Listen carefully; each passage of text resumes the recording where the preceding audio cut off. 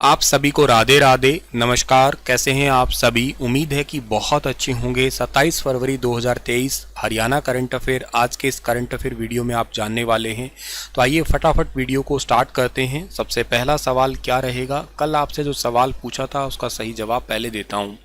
दीनदयाल उपाध्याय अंत्योदय परिवार सुरक्षा योजना का लाभ सालाना कितने लाख रुपए तक के परिवारों को मिलेगा। इस सवाल का ठीक आंसर था 1,80,000 तक जो है ना ये लाभ मिलने वाला है। मैंने आपको पढ़ाया था और बहुत इंपॉर्टेंट इसको टैग किया था। कहा था कि अंत्योदय परिवारों के सदस्य की मृत्यु या दिव्यांग होने पर उनको ये सहायता राशि दी जाएगी। अगर कोई 6 साल तक का बच्चा है तो 1 लाख रुपए, 6 से 18 साल तक के 2 लाख, 18 से 25 तक 3 लाख और 25 से 40 वर्ष तक 5 लाख और 40 से 60 साल तक या इससे ऊपर उनको 2 लाख रुपए ये राशि दी जाएगी। दीनदयाल उपाध्याय अंत्योदय परिवार सुरक्षा योजना इसका नाम है। आज का पहला क्वेश्चन है कि हरियाणा में कहां पर बागवानी उत्कृष्टता केंद्र बनाए जाएंगे। हॉर्टिकल्चर एक्सीलेंस सेंटर सेटअप किए जाएंगे हरियाणा में 3, और जिसमें से सबसे पहला है पंचकुला, दूसरा है पनगांव नूहू और तीसरा जो है वो है मुनीमपुर झज्जर के अंदर है। ठीक है ना, ये झज्जर गलत लिखा हुआ है, ठीक है ना, कोई बात नहीं, आप समझ जाना।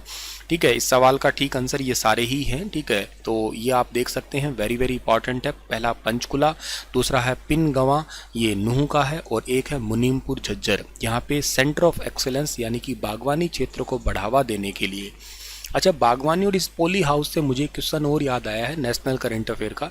भारत का एक राज्य है जम्मू कश्मीर, यहाँ पे पहली बार AI और IoT बेस्ड जो है ना वो एग्रीकल्चर स्टार्ट की है। AI मतलब आर्टिफिशियल इंटेलिजेंस और IoT मतलब इंटरनेट ऑफ थिंग्स। इस पे बेस्ड या कहिएगा AI सेंसर बेस्ड जो है ना वो एग्रीकल्चर स्टार्ट की गई है जम्मू कश्मीर में। क्या होती है सर ये सेंसर बेस्ड एग्रीकल्चर। जैसे ये पोली हाउस आपने बना दिया, इसमें एक पौधा उगा दिया आपने।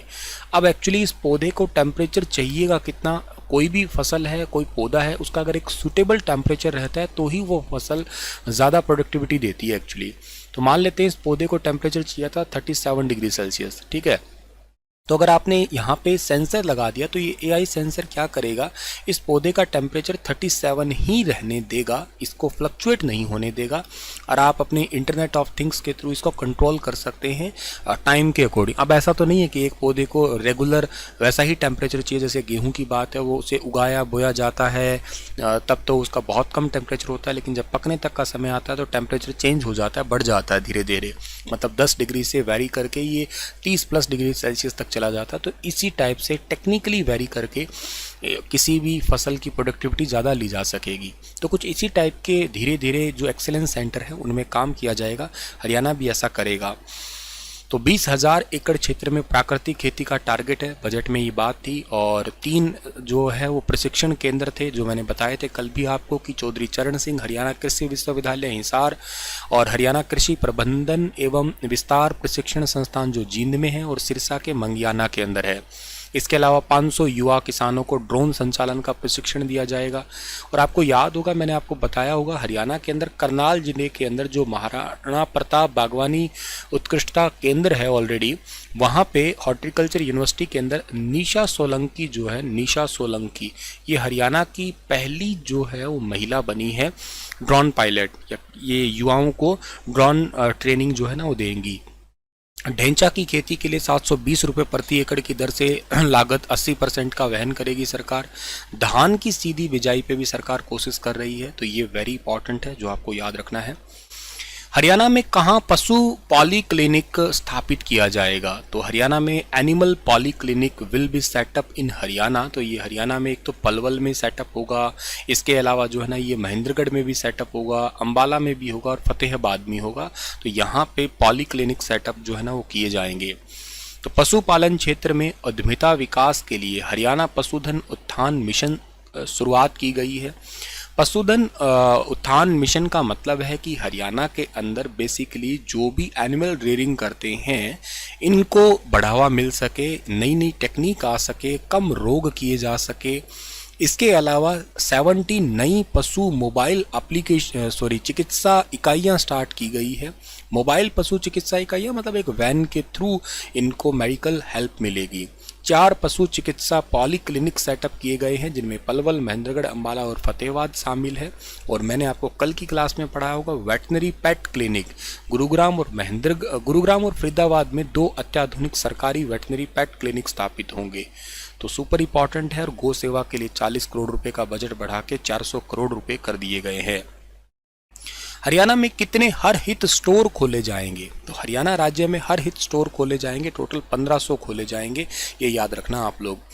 हरियाणा के अंदर 1500 हर हित स्टोर जो होंगे ना, इससे बेसिकली सबसे ज़्यादा जो बेनिफिट मिलने वाला होगा वो युवाओं को बेनिफिट मिलेगा। अगला सवाल, ऑनलाइन शिक्षा पाठ्यक्रम हेतु SCIRT शिक्षा सूचना प्रौद्योगिकी केंद्र जो है ये सेटअप कहाँ पे खोला जाएगा? SCIRT education information technology centre will be open for online education course. ये सेटअप किया जाएगा गुरुग्राम के अंदर। SCIRT सेंटर होगा और ये वेरी इंपॉर्टेंट स्ट्रक्चर है, ध्यान रखना आप लोग। ऑनलाइन शिक्षा को बढ़ावा देने के लिए गुरुग्राम के अंदर एक सेंटर सेटअप किया जाएगा। बाकी सरकारी स्कूलों में ड्यूल डेस्क जो है उपलब्ध करवाए जाएंगे। और इसके अलावा कॉलेज और पॉलिटेक्निक के टीचर्स को प्रेरित करने के लिए एक शिक्षक पुरस्कार योजना है, इसकी भी शुरुआत की गई है हरियाणा के अंदर।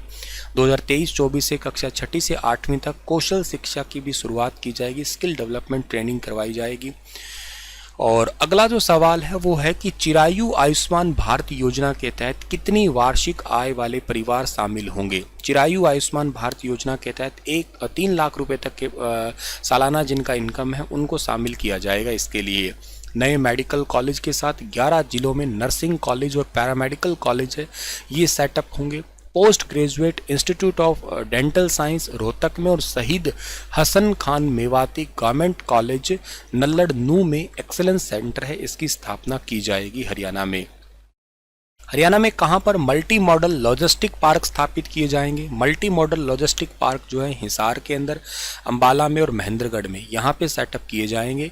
प्लग एंड प्ले सर्विसेज मिलेगी, मतलब इसका ये हुआ कि कहीं आपका कोई इक्विपमेंट मान लो ख़राब हो जाता है सीधे तौर पे, तो आपको ऑन द स्पॉट आप खुद भी चेंज कर सकते हैं। प्लग एंड प्ले, उसमें कोई रिपेयरिंग वाला फंडा है वो धीरे धीरे हट जाएगा, इतने ही सस्ते इक्विपमेंट आ जाएंगे। अंबाला और गुरुग्राम में डेटा सेंटर पार्क है, ये भी सेटअप किए जाएंगे स्पेशली। फरीदाबाद और पानीपत में विश्व स्तरीय प्रदर्शनी होगी। सह व्यापार को बिजनेस सेंटर है, ये सेटअप किए जाएंगे। और हिसार, अंबाला, महेंद्रगढ़ में multi modal logistic park setup किए जाएंगे। बहादुरगढ़ और कैथल में एलिवेटेड रेलवे लाइन भी बनाई जाएगी, रेल इंफ्रास्ट्रक्चर के लिए इंपॉर्टेंट है। जैसे कि एक अगला सवाल भी है, कैथल के अंदर और के अलावा बहादुरगढ़ के अंदर एलिवेटेड रेलवे लाइन होगी। ये क्वेश्चन आपके लिए इंपॉर्टेंट है। मैं धीरे धीरे, मैंने कल भी कहा था और मैं आज भी कह रहा हूँ, कहीं आप ये सोच रहे होंगे कि सर बजट तो आपने इकट्ठा पढ़ा दिया, फिर आप ये क्वेश्चन क्यों पढ़ा रहे हैं? तो ये आप ही के हित के लिए पढ़ा रहा हूँ, ताकि आप लोगों के मन में रच बस जाए। और जैसे ही क्वेश्चन सारे बजट में से जितने भी 1 लाइन होंगे वो सारे बना के उसके बाद में इनका एक कॉमन क्लास ले लूँगा आपके लिए, ताकि आप लोगों को ये बहुत अच्छे से याद हो जाए। मतलब एक बार तो मैंने बजट में पढ़ा दिए, एक बार मैं अभी आपको बजट में मैंने थ्योरी पढ़ाया था, अब मैं आपको पढ़ा रहा हूँ क्वेश्चन रूपी, ताकि आपको थोड़ा अंदाजा लग सके कि किस टाइप से एग्जाम में आ सकेंगे ये। और तीसरा जो पड़ाव होगा वो होगा इनका रिवीजन का। वैसे भी आज 27 तारीख हो चली है, कल 28 है, 28 का ही ये महीना है, छोटा सा महीना होता है साल का ये। तो आपको मंथली रिवीजन के लिए वीडियो तो आने ही वाला है। तो मोस्ट प्रॉब्ली मैं कोशिश करूँगा कल थोड़े आपके लिए ज़्यादा क्वेश्चन हो जाए, जिसमें से जो क्वेश्चन बनेंगे कल पूरे ही आ जाएं 1 लाइनर बजट के, ठीक है। उसके बाद में आप लोगों को 1 मार्च को जो है ना कंप्लीट मंथ के ये आ जाएंगे क्वेश्चन आपके, जो है फरवरी महीने के, और के साथ में बजट के क्वेश्चन भी। ठीक बात हो गई, समझ में आ गई बात? अच्छी बात है, समझ में आ गई। तो G20 शिखर सम्मेलन में पहली एंटी करप्शन वर्किंग ग्रुप की मेजबानी कौन सा राज्य कर रहा है? G20 शिखर सम्मेलन में पहली एंटी करप्शन वर्किंग ग्रुप की मेजबानी जो कर रहा है ये हमारा हरियाणा राज्य कर रहा है। ऑप्शन नंबर ए जो है इस सवाल का हमारा वो बिल्कुल ठीक रहेगा। G20 शिखर सम्मेलन को लेके हरियाणा को बहुत बड़ा मौका मिला है। G20 के शिखर सम्मेलन के अंतर्गत पहली एंटी करप्शन, आपको पता है ना हरियाणा ने नया डिपार्टमेंट भी बनाया, वैसे इस ग्रुप की मेजबानी कर रहा है। 1 से लेकर 4 मार्च तक गुरुग्राम में ये बैठक होगी। इसमें परिवार पहचान पत्र और IT बेस्ड वेलफेयर स्कीम की जानकारी को भी प्रदर्शित किया जाएगा। अच्छा, इसमें सबसे इंपॉर्टेंट है परिवार पहचान पत्र। थोड़े दिन पहले एचटेट के एग्जाम हुए थे, उसमें इसके क्वेश्चन पूछे गए थे। एक तो परिवार पहचान पत्र लागू कब हुआ? ये 4 जुलाई 2020 को पंचकुला में मुख्यमंत्री जी ने 20 परिवारों को पारिवारिक पहचान पत्र देके इस योजना की शुरुआत की थी। इसमें कितने नंबर का डिजिट होता है? 8 डिजिट होते हैं इसके अंदर, परिवार पहचान पत्र के अंदर। इसमें फैमिली डेटा होता है, ऑटोमेटिक अपडेट भी हो जाता है। इसमें फैमिली आईडी को बर्थ डेट, मैरिज कार्ड से भी जोड़ा जाएगा। जब किसी भी तरह की लाइफ इवेंट होते हैं वो सारे इसमें अपडेट हैं। इसके अलावा जो स्कॉलरशिप होती है, सब्सिडी होती है, पेंशन होती है, स्वतंत्रता सेनानियों, इन सभी को भी ऐड किया जाएगा इसके अंदर। इसके अलावा इसमें पेंशन वगैरह सब कुछ ऑटोमेटिक अपडेट होती है और परिवार का डेटाबेस इसमें सब चीज़ ही अपडेट रहती है। तो ये आपके क्वेश्चन थे एग्ज़ाम में जो डायरेक्ट पूछे गए थे, जो आप लोगों को याद रखने हैं। आप इसको वीडियो को पॉज करके ये सारा पढ़ सकते हैं या इसका स्क्रीनशॉट अपने पास में रख सकते हैं। इसमें से क्वेश्चन निकाल के लिख भी सकते हैं कि क्या क्या चीज़ें इसमें रहती हैं। G20 की बात करते हैं तो देखो 17th नंबर G20 सम्मेलन है वो इंडोनेशिया ने उसकी अध्यक्षता की थी, ठीक है। बाली के अंदर की गई थी। रिकवर टुगेदर रिकवर स्ट्रॉन्गर इस थीम के साथ में G20 की अध्यक्षता इस बार 18वां शिखर सम्मेलन 2023 में अपने भारत में होने जा रहा है। अच्छा, ये 19वां शिखर सम्मेलन कहाँ होगा? कमेंट में बताना आप मुझे। हम लोग one earth, one family, one future, वसुदेव कुटुंबकम करके इस थीम के साथ जो है ना हम मना रहे हैं 2023 के अंदर। G20 का गठन 1999 के दशकीय अंत के वित्तीय संकट की पृष्ठभूमि पे किया गया। इसका कहीं हेडक्वार्टर नहीं होता है। G20 देशों में दुनिया की 60% आबादी और दुनिया भर की GDP का 80% और वैश्विक व्यापार का लगभग 75% जो है ना वो शामिल है। G20 में देशों में बात करें तो Argentina, Australia, Brazil, Canada, China, European Union, France, Germany, India, Indonesia, Italy, Japan, Mexico, Saudi Arab और अफ्रीका, कोरिया गणराज्य, टर्की, यूनाइटेड किंगडम, संयुक्त राज्य अमेरिका इसमें शामिल है। जिसके ये कंट्री मैप में आप लोगों को दिखाई दे रहे हैं। ये कंट्री जो है ना G20 के पार्ट हैं या G20 मेंबर हैं ये। हाल ही में किस जिले के कृष्ण कुमार ने 50 दिन में कश्मीर से कन्याकुमारी तक पैदल चलने का रिकॉर्ड बना के अपना नाम गिनीज बुक में दर्ज करवाया है? तो कृष्ण कुमार यमुनानगर जिले के रहने वाले हैं और ये 50 दिन तक पैदल चले और इन्होंने गिनीज बुक में अपना नाम रिकॉर्ड पूरा करवा दिया। हालांकि इनसे पहले जो रिकॉर्ड था ये 52 दिन का था, मैं बता देता हूं। और 52 दिन का ये रिकॉर्ड था, भारतीय नौसेना के 2 अधिकारियों के नाम था। अब इन्होंने इस रिकॉर्ड को ब्रेक किया और 50 दिनों में अपनी यात्रा पूरी कर ली। ये यमुनानगर जिले के खेड़की ब्राह्मणा गांव के रहने वाले हैं और इन्होंने ये रिकॉर्ड पूरा किया है 50 दिनों में। यमुनानगर को आप पेपर सिटी कहते हैं, बर्तन सिटी भी कहते हैं और बर्तन सिटी एक्चुअली जगाधरी को कहते हैं। वैसे तो पित्तल के बर्तनों के लिए फेमस है ये और पित्तल नगरी के रूप में रेवाड़ी को आप जानते हैं। मछुआरों का स्वर्ग हथिनी कुंड को कहते हैं। यमुना उद्गम नगरी भी कहलाती है ये और हरियाणा का चेरापूंजी चचरोली कहलाता है। यमुनानगर में हरियाणा का पहला आपका जो प्लांट बन रहा है, कौन सा? हल्दी प्लांट बन रहा है। ये बात आपको याद रखना है। हल्दी प्लांट हरियाणा का पहला कहाँ बन रहा है? यमुनानगर के अंदर। एक फॉरेस्ट रिसर्च इंस्टीट्यूट भी देहरादून के बाद में हरियाणा में ही होगा और हरियाणा में भी कहाँ होगा? वो हरियाणा के अंदर यमुनानगर के अंदर ही होगा। ये पॉइंट भी आप याद कर सकते हैं। इसके अलावा यमुनानगर के मंदिरों की बात करें तो चिट्टा हनुमान मंदिर है, सफ़ेद हनुमान जी का मंदिर एकमात्र है ये, और परशुराम सर्वधर्म मंदिर भी है, आदि बद्रीनाथ मंदिर भी है, कपाल मोचन मंदिर भी है, श्री कलेश्वर मंदिर भी यमुनानगर के अंदर ही स्थित है।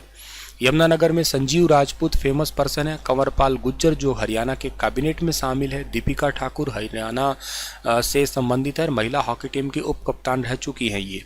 करंट में महिला हॉकी कप्तान जो है वो कौन है? उनका नाम सविता पुनिया है जो हरियाणा के सिरसा के जोधका की है। उप कप्तान कौन है बताना? जो हाल ही में बनाई गई थी, हरियाणा के शाहाबाद की लड़की है वो, ठीक है ना, शाहाबाद की लड़की है। रानी रामपाल नहीं है, मैं पहले क्लियर कर देता हूँ, और है उनका नाम बताना, मैंने पढ़ाया था थोड़े समय पहले। सुनील दत्त फिल्म अभिनेता है, ये भी यमुनानगर से ही संबंधित है। हरियाणा केंद्रीय विश्वविद्यालय के 2 दिवसीय सांस्कृतिक संपंदन कार्यक्रम, इसका मतलब होता है कि बेसिकली कुछ ईयर पूरे कर लिए गए हैं आपके, लाइक 14 ईयर अभी कंप्लीट किए हैं, उसी के समापन का कार्यक्रम था ये, ठीक है ना। और इस समापन कार्यक्रम और इसके अलावा सांस्कृतिक संपंदन मतलब थोड़ा और अग्रसर होना चाहते हैं हम लोग कल्चरल एक्टिविटी के साथ ही। तो ये इसमें मुख्य अतिथि एक्चुअली कौन थे, तो मुख्य अतिथि इसमें थे कौशल किशोर। कौन है सर कौशल किशोर? कौशल किशोर हमारे भारत के अंदर कैबिनेट में शामिल है, केंद्रीय आवासन और शहरी कार्य राज्य मंत्री हैं ये कौशल किशोर, ये मुख्य अतिथि थे। और सायंकाल में कलाकार जो गजेंद्र फोगाट थे वो भी इसमें शामिल थे। इस यूनिवर्सिटी के वीसी का नाम क्या है? प्रोफेसर टंकेश्वर कुमार है, जो पूरे भारत के अंदर बेस्ट वीसी का अवार्ड इनको मिल चुका है। रेड क्रॉस अवार्ड से भी सम्मानित किया जा चुका है इस यूनिवर्सिटी के लिए, ये भी एक इम्पॉर्टेंट बात है। सेंट्रल यूनिवर्सिटी का जो शामिल हुआ था ये था the central university act 2009 by the government of India. तो ये पॉइंट भी आप लोग याद कर सकते हैं, एग्जाम पर्सपेक्टिव इंपॉर्टेंट पॉइंट है। हरियाणा में कहां पर मेट्रोपॉलिटन डेवलपमेंट अथॉरिटी स्थापित होगा? ये क्वेश्चन आपका होमवर्क है, ये क्वेश्चन आपका होमवर्क है, बताइएगा आप लोग। मैंने आपको पढ़ाया था अभी रिसेंट डेज में ही, तो आप बताना मुझे। और इसके अलावा आप लोग इस डिस्ट्रिक्ट के बारे में भी डिटेल से बताना, यहाँ पे हाल ही में कुछ और भी अपडेट हुआ है, ठीक है। तो थैंक यू सो मच, मिलता हूँ आप लोगों को मैं अपनी कल की क्लास में। सेशन कैसा था बताना ज़रूर। और हाँ, आज के नेशनल करंट अफेयर है वो अपडेट लेट हो पाएंगे थोड़े, तो उनका इंतज़ार करिएगा। ऐसा नहीं है कि वो आएंगे नहीं, ज़रूर आएंगे। मेरा आपसे रिक्वेस्ट है कि आप नेशनल करंट अफेयर बहुत ढंग से पढ़िएगा। अपडेट होंगे आपके लिए, बहुत इंपॉर्टेंट डेटा होगा, पर थोड़े लेट अपडेट होंगे, मॉर्निंग में नहीं कर पाऊँगा बस मैं, ठीक है। Thank you so much.